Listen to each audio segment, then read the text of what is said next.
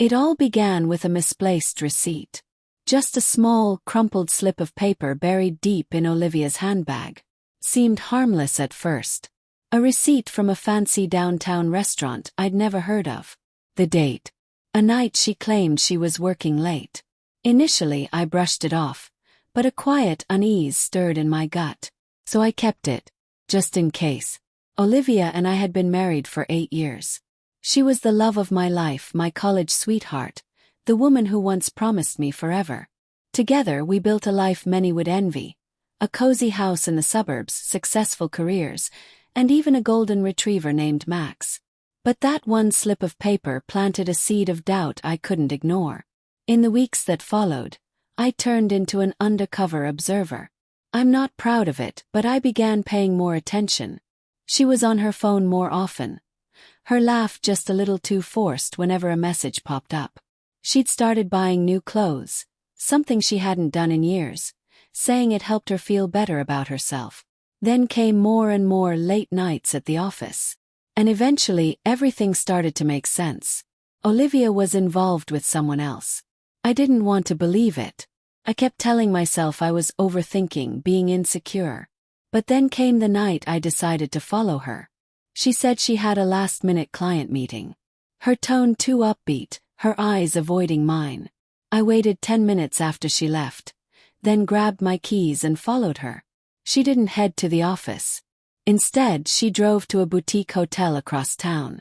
From the parking lot, I watched as she stepped out of the car in a red, form-fitting dress I'd never seen before. My heart was pounding. A tall man in a sharp suit met her at the door, greeting her with a kiss far too familiar.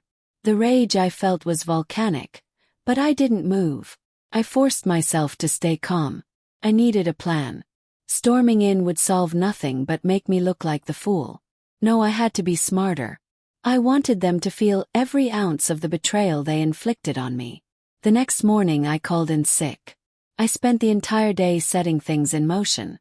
My first step was hiring a private investigator to confirm what I already suspected. I needed solid proof, something Olivia couldn't deny or explain away. The PI came through with everything. Pictures, timestamps, hotel bookings. It was worse than I imagined. They had been seeing each other for months. His name was James. A coworker.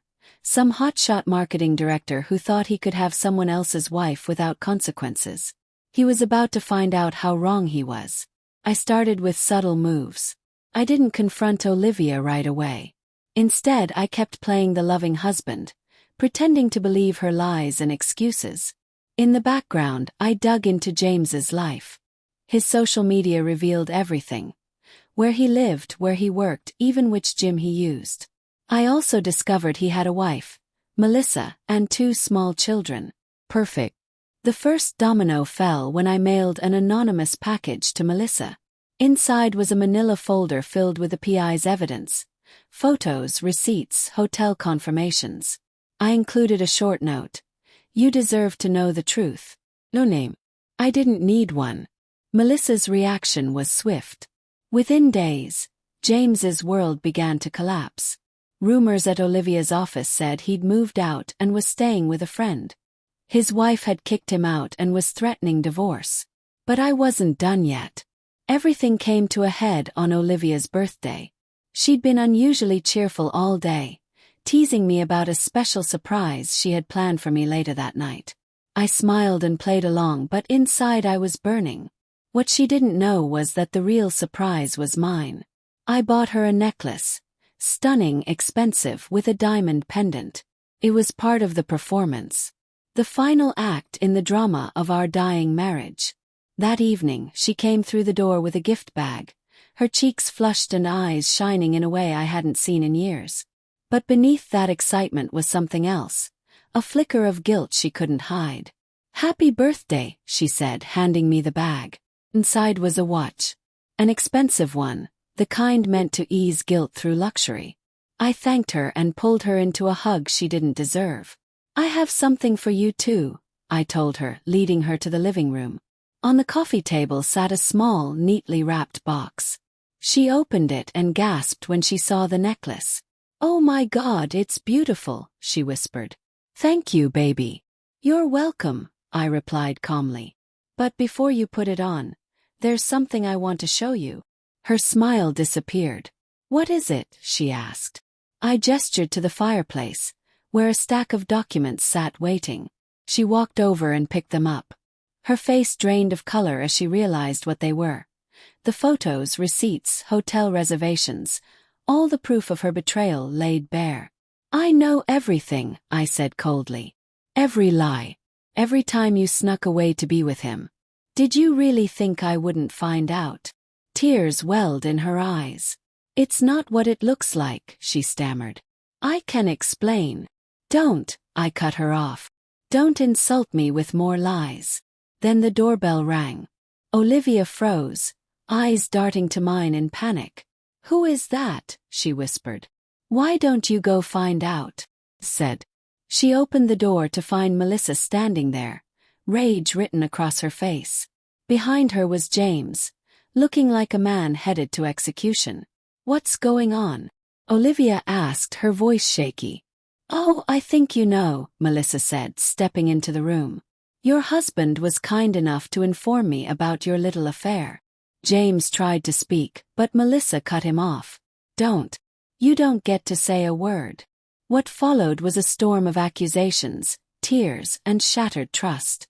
Melissa laid into James, listing every betrayal against her and their children. I turned to Olivia and unleashed years of built-up hurt. Every lie, every moment she chose him over our vows. By the time it was over, both of them were sobbing, begging for forgiveness. You want mercy, said my voice like ice. You won't get it from me. I looked Olivia straight in the eyes. We're finished. I'll be filing for divorce first thing tomorrow. Keep the necklace. Consider it a goodbye gift.